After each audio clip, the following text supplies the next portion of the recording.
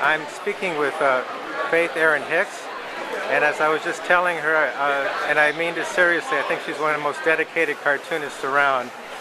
I wanted to talk to you about the Nameless City. I just reviewed it, and I just find it a breathtaking work. Thank you.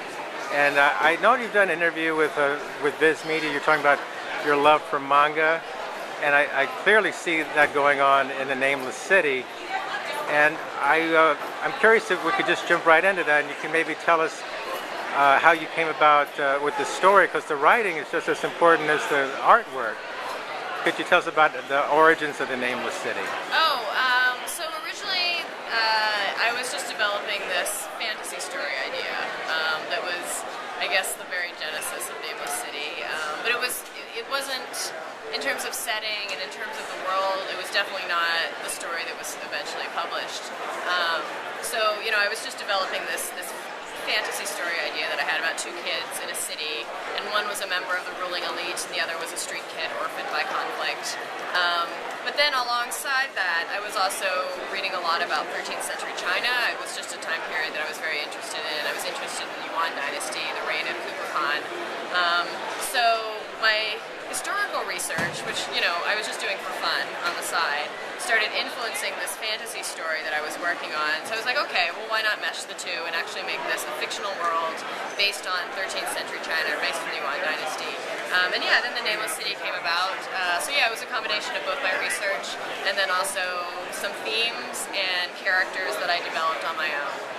Well, I find that really interesting, it's interesting for younger readers. You don't have to actually explicitly say the history, because they'll just become more curious and research things on their own. Yeah, absolutely. Like, I was a terrible student of history when I was in school.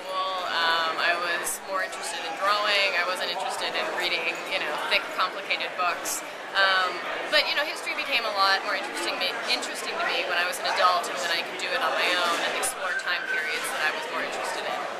For me, it's math. I hate math. Yeah?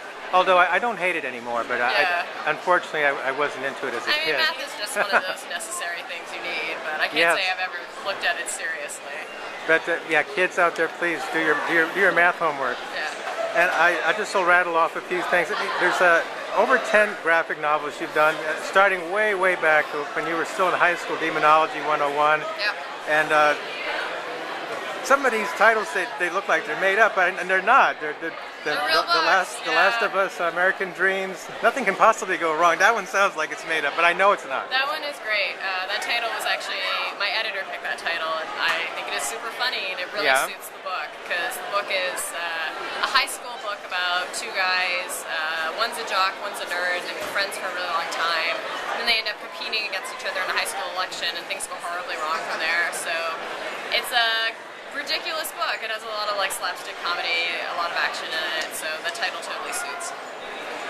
And I wanted to just ask you a few questions on process, and I know you've been very generous with already going over lots of process questions. People can just look you up and they'll find their answers to all of these questions. But I'm just curious, the first, second format, it's kind of a chunky. It's a little bit chunkier than a comic book format. Is that and it's a manga kind of format? It's a graphic novel. Yeah. And so is that something that you prefer? Is it that you naturally go to it, or is it kind of like you could do comic book format and not even think about it, or do you consciously think about it? I mean, the graphic novel format. So comics. What do you call I guess the floppy format or the comic book format? Yeah.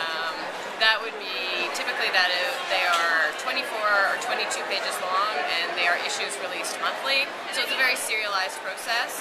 Whereas graphic novels, it's a book. It's a story. Usually it has a beginning, middle, and end. Up until The Nameless City, which is a trilogy, I had mostly done standalone graphic novels. So it's done in one volume, one story. The story is over at the end of the book. Whereas comics, so the comics you buy monthly at a comic book store tend to be very serialized. They can go on for 30 years, or longer, as we see, Batman and Superman were created decades ago, and they're still ongoing as comic book characters. For me personally, I really like the graphic novel format. I like I like being able to sit and write a contained story within the single format rather than serializing and sort of parceling out the story over the course of like many years. And I want you to get right back into Emerald City Comicon. I know you do too. I mean, you're very busy, a very busy person. I will end by just asking you if you might want to give some tips to people starting out. Webcomics is the way to go. For a generation further back like me, it was mini comics. And I know that you had said in answer to the frequently asked questions, you never did mini comics. Does that feel kind of foreign to you, the actual stapling of mini comics? Yeah, like the whole mini comic community, I guess, and that whole process, like that was just something that was never a part of my career, and it was probably because of webcomics. You know, I started out when the internet was available, you know, and I feel like kind of the first generation of cartoonists that got online and first developed their skills by doing online comics. Like no one could tell me no, right? No one could say, no, you can't do these comics because it's the internet, you know, and anyone can put anything they would like on the internet, for good or ill. So yeah, I don't really have any experience like printing and stapling and selling my own mini comics. I guess my advice to any young cartoonist, you know, someone who wants to make comics, is just make comics. You know, I know that maybe that's a simplistic thing to say, but don't wait around for a publisher to approach you. Go and make comics. Put them online, maybe do mini comics, take them to conventions, give them to people, sell them. It allows you to sharpen your skills, to grow as an artist. Hopefully this doesn't break any hearts, but by the time my first book was published, I had written and drawn over 1,000 pages of free online comics. So I didn't start out, you know, right at the beginning being published. I still had to develop my skills and build up myself as an artist before I became a professional. Well, on that note, I'll let you go right back to ECC, and you've got quite a full schedule. You're going to be busy for quite some time. Yes, yeah, yeah, it's great. I mean, I'm just happy that I can do this. I really love comics.